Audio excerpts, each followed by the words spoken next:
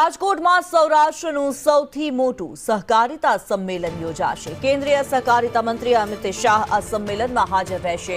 Racecourse મેદાન ખાતે સહકારિતા સંમેલનનું આયોજન કરવામાં આવ્યું છે। સૌરાષ્ટ્રના ધારાસભ્યો અને સાંસદો પણ હાજર રહેશે।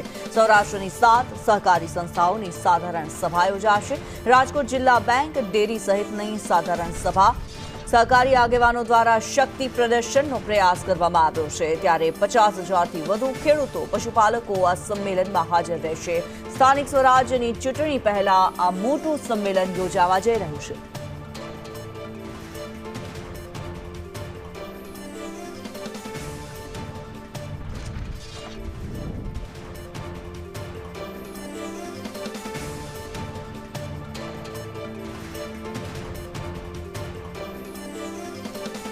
મયુર સોની અમારી સાથે લાઈવ જોડાયેલા છે। મયુર, આપની પાસેથી જાણવા માંગીશું, સૌરાષ્ટ્રનું સૌથી મોટું સહકારિતા સંમેલન યોજાવા જઈ રહ્યું છે। કેન્દ્રીય ગૃહમંત્રી હાજરી આપવાના છે, શું માહિતી?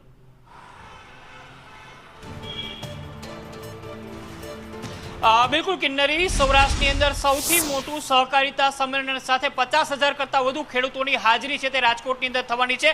કેન્દ્રીય ગૃહમંત્રી અને સહકારિતા મંત્રી અમિત શાહ છે તે આ સંમેલનને સંબોધવાના છે। પરંતુ આ સંમેલન માત્ર સહકારિતા સંમેલન કે ખેડૂત સંમેલન નહીં બને, સૌરાષ્ટ્રની અંદર સૌથી મોટું શક્તિ પ્રદર્શન પણ બનવાનું છે। સહકારી ક્ષેત્રની અંદર સૌથી મોટો ચહેરો કોણ છે, સૌરાષ્ટ્રની અંદર બીજેપીનો સૌથી મોટો ચહેરો કોણ છે, પાટીદાર આગેવાન કોણ છે, આ બધા જ સવાલોના જવાબ છે આ સંમેલનની અંદર મળી શકે છે।